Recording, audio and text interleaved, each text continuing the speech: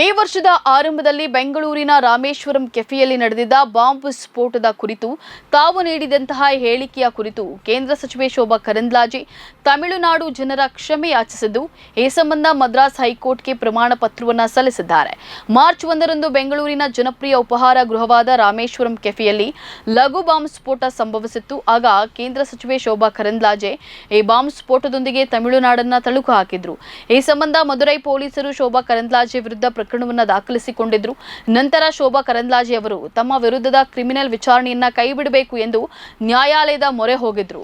ನ್ಯಾಯಮೂರ್ತಿ ಜಿ ಜಯಚಂದ್ರನ್ ನೇತೃತ್ವದ ನ್ಯಾಯಪೀಠದೆದುರು ಪ್ರಮಾಣ ಪತ್ರ ಸಲ್ಲಿಸಿರುವ ಶೋಭಾ ಕರಂದ್ಲಾಜೆ, ನಾನು ತಮಿಳುನಾಡು ಜನರ ಕುರಿತು ನೀಡಿದ್ದ ಹೇಳಿಕೆಯಲ್ಲಿ ಯಾರದ್ದೇ ಭಾವನೆಗಳಿಗೆ ಘಾಸಿಯುಂಟು ಮಾಡುವ ಉದ್ದೇಶವಿರಲಿಲ್ಲ ಅಂತ ಹೇಳಿ ತಿಳಿಸಿದ್ದಾರೆ.